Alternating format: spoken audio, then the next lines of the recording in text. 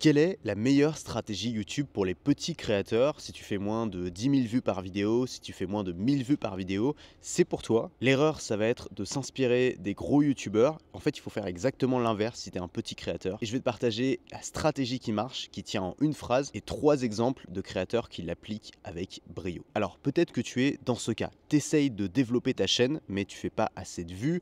Ou alors, tu as essayé de faire des vidéos peut-être plus travaillées, avec un montage léché, mais ça n'a pas marché. Ça a été frustrant, décourageant, et ça t'est arrivé d'envisager de tout abandonner. Si c'est ton cas, t'inquiète pas, t'es pas le seul. Énormément de créateurs sont passés par là, je suis passé par là aussi. Et quand on voit la différence entre le nombre de vues des gros créateurs qui font parfois des centaines de milliers de vues, des millions de vues, alors que nous, on arrive à peine à atteindre quelques centaines de vues, pour parfois des vidéos qui demandent des heures et des heures de travail, ça peut être extrêmement frustrant. Attention à pas rester sur cette première impression. YouTube a énormément de choses à t'apporter. Ça peut te faire connaître, ça peut lancer ton business, ça peut te faire trouver des clients. Et ce serait vraiment dommage d'abandonner à cause de ça. Donc si tu es un petit créateur, la première chose à comprendre, c'est que c'est inutile d'imiter les gros. Faire des vidéos divertissantes avec un montage saccadé qui change de plan toutes les 2 secondes, ça ne sert à rien si tu es un petit créateur. Parler de sujets larges qui concernent tout le monde et essayer de faire un maximum de vues, ça ne sert à rien si tu es un petit créateur. Passer des semaines sur chaque vidéo pour faire des montages au poil de cul,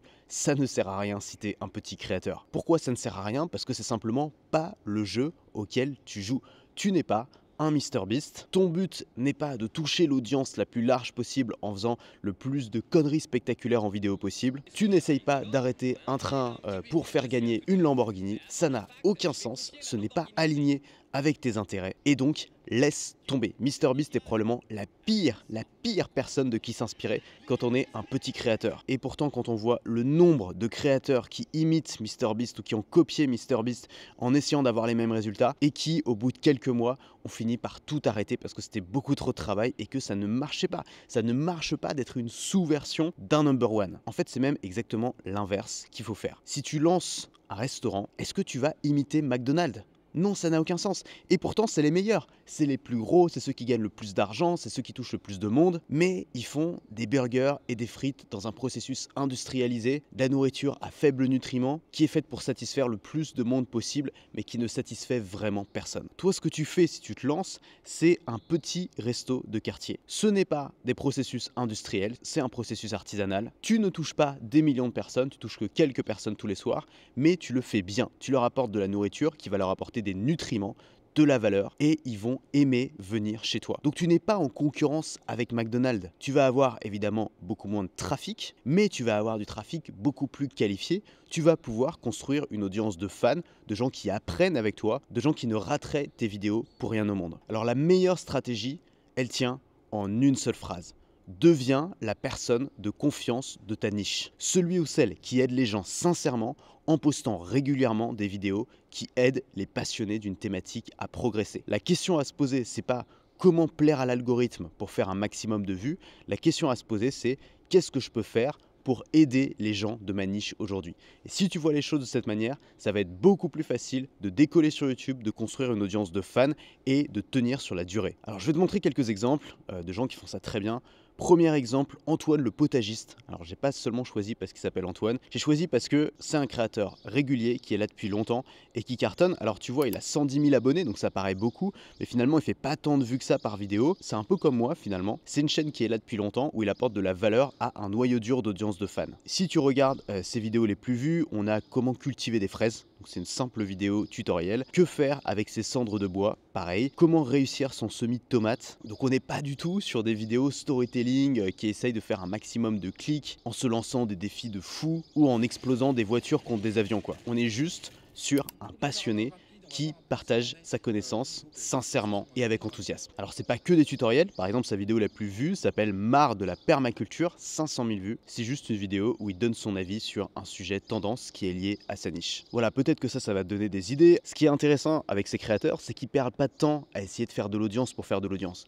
Ils vendent des produits qui sont parfaitement cohérents avec leurs vidéos. Par exemple, Antoine le potagiste, lui, ce qu'il vend, c'est ce qu'il appelle Potager Coach. C'est tout simplement un logiciel pour gérer son potager. Et donc forcément, l'audience qui va attirer avec, même si ça va pas faire des millions de vues, ça va être une audience qui sera spécifiquement intéressée par le produit qu'il va vendre. Et donc le taux de conversion sera bien meilleur que s'il essayait juste de ratisser le plus large possible. Ok, je peux te montrer un autre exemple.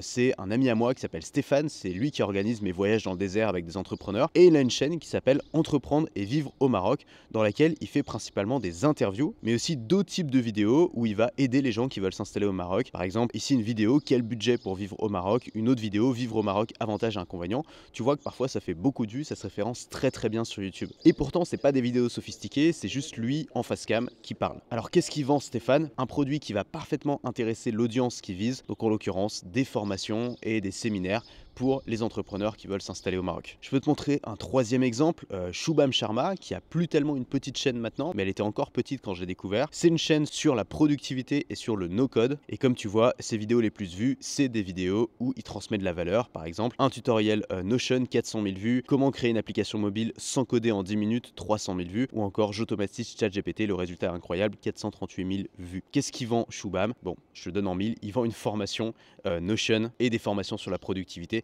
Donc encore une fois, c'est parfaitement cohérent avec ce qu'il fait sur YouTube. Et pas besoin de faire des millions de vues s'il veut très bien gagner sa vie. D'ailleurs, je le connais et il fait des sous, Shubham, faut pas croire. Donc je pense que tu as compris le principe. Maintenant, je peux te donner quelques types de vidéos qui marchent bien pour les petites chaînes. Par exemple, les vidéos tutoriels, les vidéos comment. C'est souvent des vidéos qui vont être ingrates, mais qui vont très bien marcher sur le long terme parce qu'elles vont se référencer et qu'elles vont répondre à des requêtes de recherche. Par exemple, ça c'est le graphique de vue de ma vidéo comment faire une miniature YouTube en 5 minutes que j'ai posté il y a quelques mois. Et comme tu le vois, sur le lancement, ça a été assez catastrophique. Ça a été vraiment ma vidéo qui a fait le moins de vues. Mais en lui laissant un peu de temps, ce qu'on voit, c'est que la barre remonte.